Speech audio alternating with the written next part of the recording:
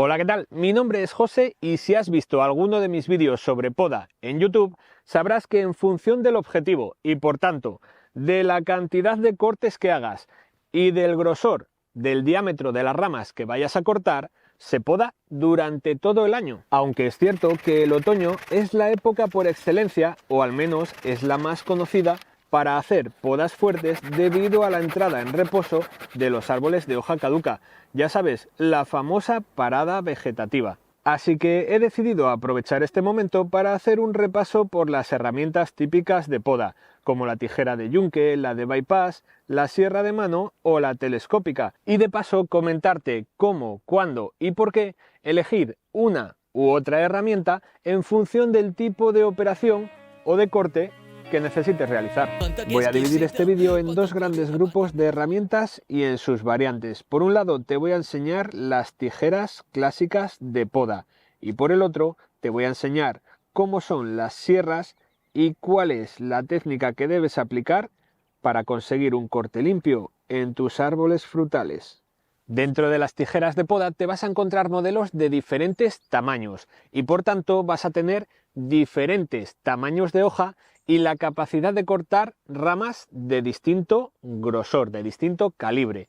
A partir de ahí cambian los diseños, cambian los modelos en la forma del mango, más o menos ergonómicos, más o menos cómodos a la hora de utilizarlos.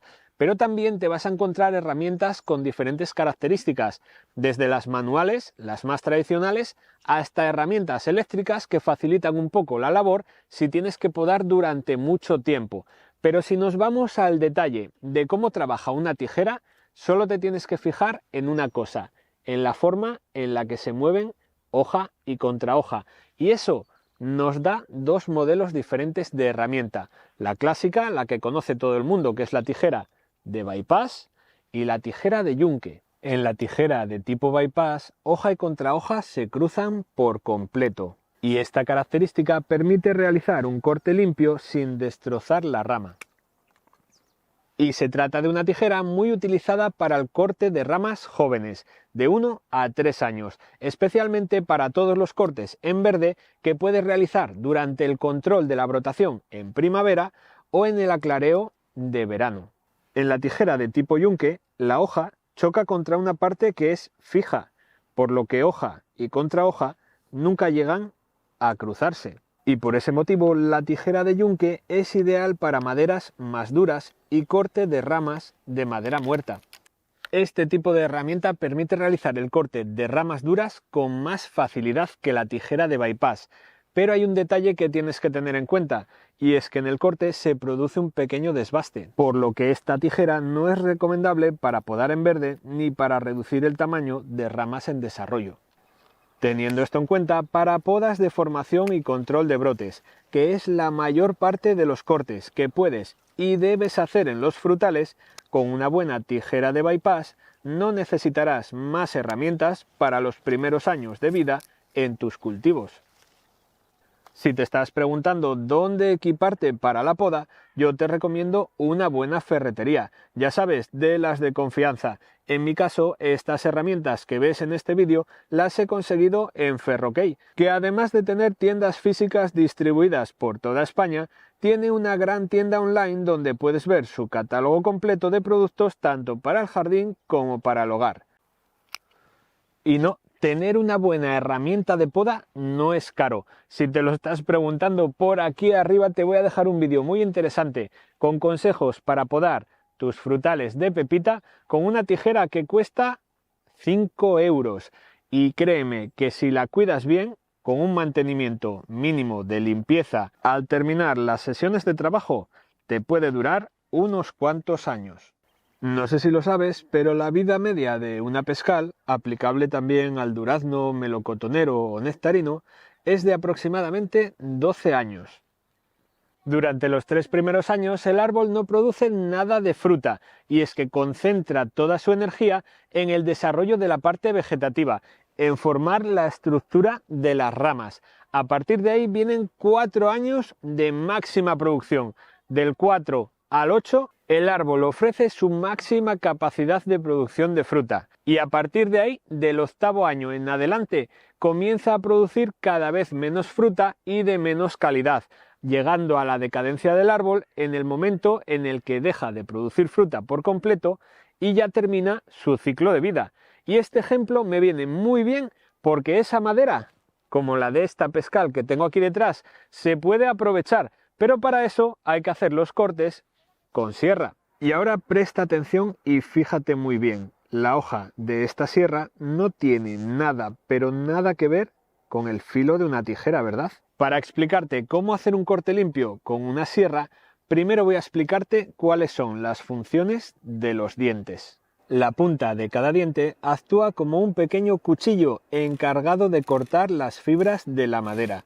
Estas puntas se encuentran extremadamente afiladas y es lo que se conoce como corte.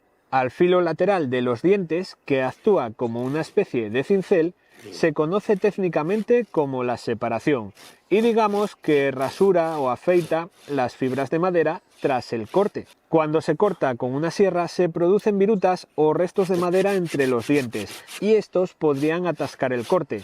Por eso cada diente es diseñado con una pequeña garganta biselada de manera que ayuda a evacuar los restos de madera con cada movimiento. Esta parte se conoce como vaciado. Para realizar un buen corte, la técnica adecuada consiste en realizar una incisión en la parte inferior de la rama. Es decir, vamos a comenzar a cortar de abajo hacia arriba y vamos a pronunciar la incisión con un calado de unos 2 o 5 centímetros que va en función del grosor de la rama que vayamos a cortar. Después se continúa el resto del corte desde arriba hacia abajo, empujando y jalando el serrucho continuamente. Esto se hace mientras se aplica una ligera fuerza, una pequeña presión sobre la rama que estamos cortando. De esta manera se evita que el peso de la rama provoque un desgarro y se consigue un corte limpio. Cuando esta operación se hace en altura, para las ramas más altas, se deben extremar las medidas de seguridad, tanto para la rama que vas a cortar como para la zona donde prevés que va a caer. Para este tipo de trabajos existen modelos de serruchos con pértiga telescópica muy interesantes, como por ejemplo esta Altuna que estoy utilizando ahora, que alcanza los casi 3 metros de largo.